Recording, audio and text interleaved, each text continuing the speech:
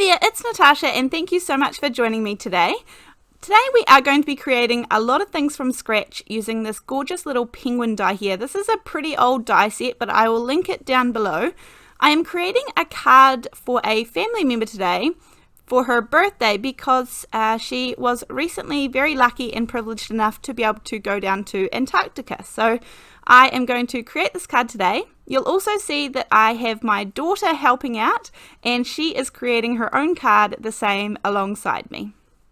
First of all, I'm going to sketch a little ice platform, a little floating ice platform that will go in the middle of my sea, and I'm just sketching a kind of roundish, ovalish shape here, nothing fancy at all. And I'm sure there are dies and maybe even stamps that there was like a penguin phase in card making and crafting a little while ago, but I don't have any of those. I just have that little penguin die, so I'm just going to make my own and do the best I can with what I have. So I do have a little pair of fussy cutting scissors here. These are the Holtz haberdashery scissors, and I've been really liking these for my fussy cutting recently, so they were definitely worth it for me. Then to give this a little bit of a 3D-ish kind of look, I have a little piece of masking paper here that I've just sat down on top of my object, and I'm just tracing that top line there so that I can make it look like that bottom bit is the edge of the floating ice piece. So I just want to add a little bit of definition in there.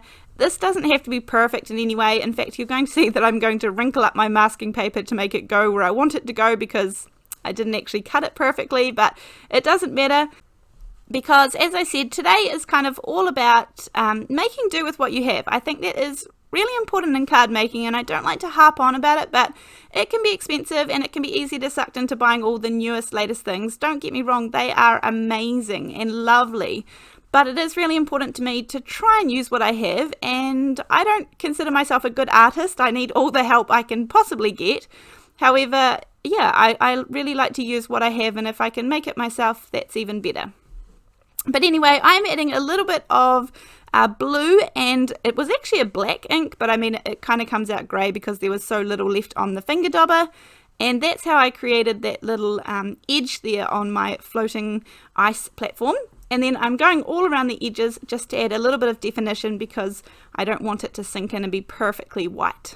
Now here I have a piece of 4 by 5¼ inch 80-pound Nina Solar white paper, and I have just masked off that top bit there, and I'm not even re-inking my finger daubers out of my little storage case. I'm just using what was left on there. So I'm kind of using a light blue, which would be sort of tumbled glass or salty ocean in the Distress Oxide range, and then out of that same masking paper I just cut a little wave there, and I will create just a little bit of texture. It doesn't really matter what this looks like because, I mean, you won't be focusing on this part, but it's just a little bit of something to go in the background. And then to create some kind of, I don't know, icebergs or something in the background, just so that it's not so plain, I'm going to use that same bit of masking paper there I pulled off and just cut some hills or mountains or icebergs, whatever we want them to be, and stick it down there. Nothing fancy at all, and then use that same ink dauber that had just a little bit of black ink or some grey ink, like some hickory smoke or something like that would be really good. And then I just place it down a couple of times to get a little bit of something going in the background. Now I will just quickly sneak in and tell you that I actually created a second one of these because I wanted the waterline to be a little bit further up. It was too far down for what I needed, so I didn't film that part because you guys saw this one, but the one that I used on the card, I had the waterline a little bit further up, but exactly the same. Now here we have die cut out that penguin, and the one on the right is going to be my daughter. She's going to be busy making alongside me, and the one on the left is me. And I am just trimming apart these pieces of the penguin. So I've cut one in black and one in white, and then I want his little kind of tummy will end up being white, and we're going to do a little bit of paper piecing to create our penguin. Now if you felt more comfortable using Copic markers or some felt pens or some watercolor pencils or anything to color in your penguin, then go for gold. As I said, because I don't have those artistic skills in drawing and things, I often go to paper piecing, and I find it really relaxing. I enjoy paper piecing. So I've put a little black outside there on my little penguin, And then I need to make sure that I don't forget his other little wing or flipper even that goes on the other side there. So make sure to cut that out in black as well. And I just use a little bit of liquid glue. This is the Ranger Multi-Medium in the matte finish. And this is the glue that I absolutely love because even if a little bit squirts out the side or you kind of move it around a little bit, it dries perfectly clear and doesn't leave any gloss or shine. So that's really important to me. I have a video on my channel of how I fill up the little glue bottles that I use using the Ranger Multi-Medium in the matte finish, and I will try and link that down below if I can remember as well. Now, my daughter and I are just going to pop on his little feet. I chose to cut this out in some orange cardstock. And because these little pieces can get a little bit fiddly with the feet and things, then sometimes it's easier to use a pair of reverse tweezers. I find those really handy in card making as well, but I'm just going to add a tiny little dab of the liquid glue. And then the other thing that I really like about this one is it dries really fast. It kind of grabs a hold of things, gives you a moment to shift it around to where you want it, and then it dries fast. So that's important as well because we often move on really fast as card makers or crafters, so we don't want to have to wait ages for the glue to dry. I'm popping a little bit of washi tape behind the penguin's eyes, and that's just so that I can pop his eyes and beak in there so it has something sticky. You could use some double-sided adhesive, anything like that would work really well. And then I use a little wax pencil to pick up his tiny, tiny little eyes. And if you didn't want to do this, it would be nice and easy to just pop a little bit of black paper behind his eyes and some orange behind his beak as well. And that way you don't have to do the paper piecing. But my daughter super loves doing this card with me. She really enjoys crafting and card making. It's a big passion of hers as well, so I love having her beside me. And quite often when I am making cards, she will be beside me but not on camera. But I hope it's okay with you guys that she is joining me today and it's not too distracting for your inspiration. Now, last but not least, with my little penguin here, I could leave his hat nice and white, but I felt like there was a lot of white going on in the card already, so I decided to give him a blue hat. And then what I really like doing with this little hat here is you can see that there are kind of score lines and things that are already made in this penguin die, so it's really easy to paper piece this one. And that's again one thing that I really like because I need all the help I can get. So I'm going to glue one hat nice and flat, and you saw I had some grey cardstock out there before. I was going to do a grey trim on the hat, but I changed my mind and I'm just going to do it all blue. So I'm adding a little bit of foam adhesive onto the bottom, the trim of his hat, and then onto the pom-pom as well that will go up the top. And that just gives it a little bit of dimension and adds a little bit of fun. So again, that's completely optional. You don't have to do that at all, but just one of those things. Now I am going to move on to the card base again, coming back, and it's basically a matter of putting everything all together. So I am going to use my stamping platform, and there are lots of great stamping platforms out there. I'm going to use the Mini MISTI for this one. I'm going to use the It's the Little Things from the Letter It range to have You're The. And then this is a Heidi Swap alphabet here. I really like the kind of grungy look of this alphabet stamp set. I actually think it's been discontinued, so I'm really sorry about that. I know that can be frustrating, but I'm positive that if you look in your stash, you will either find some alphabet stamps that you can use, or even just a totally different sentiment at all. I mean, this is kind of just showing you how you can create a card using not all stamps and dies, because I guess I use one die here to create the centerpiece and then the stamp set for the sentiments. And I think that's the idea behind my card making. I often like to give ideas to people and inspire you, but that doesn't mean that you need to copy or create, although I absolutely love it when you do that too. I really love sharing my cards on YouTube, and I have the most amazing community that is so supportive, and I just appreciate it so much. So thank you for all your support. Now here is my daughter. She's going to stamp her words on her one, and she loves showing things to the camera. You'll see that she holds things up all the time.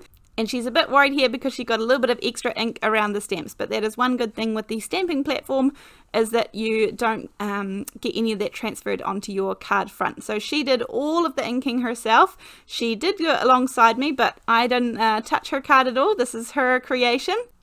And also one more thing while I'm talking about sharing artworks and things. we have an amazing space in our Facebook group, which I will link in the description box down below this video, and that is a fantastic place where you can share your artworks or your creations or cards or things that you've made that you would like to share with us. We really love seeing everything there, and honestly we have the most amazing supportive group. So we would love for you to come and join us there if that's your thing, and if it's not, that's okay too. Anyway, back to the card. We both use the VersaFine Clear Blue Belle ink for the blue color, and then we're using the VersaFine Onyx black ink to stamp the words there. Now I have my little ice platform here, and I kind of thought to add a little bit more to it. I wanted to make it sort of shiny like I imagine the ice would be. Again, just trying to make the center point stand out a little bit more from the background of the card. So I'm going to add some ultra thick embossing powder.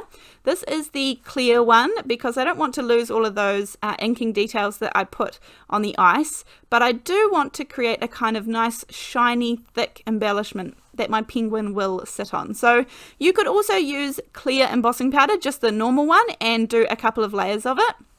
What I often find when embossing is with one layer, I'll show you here in just a second, you get some pitting of your embossing powder. So if I hold this up to the light and kind of tilt it a little bit, you can see it's just not an even flat surface. There's a bit of pitting there. So it doesn't always fix it, but there are a couple of ways that can help. Number one is to do another layer of embossing powder. Now this will often get rid of the pitting, definitely, but it's not always possible to do another layer, depending on what the project is that you're working on, and that just adds more of the plastic that kind of melts, and it has a chance to be thicker and melts nice and even. So that's what I'm going to choose here. The other option is sometimes you can add a little bit more heat, and that way it will kind of melt and spread out a little bit more evenly if you're not able to add another layer. So you can see that most of that pitting is completely gone when I added the second layer, and because I was using the ultra thick embossing powder, it created a really nice thick layer. Now when I was just putting this card together, I found this little Icicles Die and I couldn't resist. So on my card base, I am going to add these on the inside. I am using a makeup sponge and some of that liquid glue, which is the Ranger Multi-Medium in the matte finish. I will dab it on gently and then pop this up the top of my card all along. Now it wasn't long enough to stretch right across my whole card base. So my card bases are 4 1/4 by 5.5 inches when closed, so that would mean that it's 8.5 inches across the top there. So I was able to just kind of carry it on, and it looked like it continued on with no seam there, so that was fine. And then I'll cut off the little excess piece.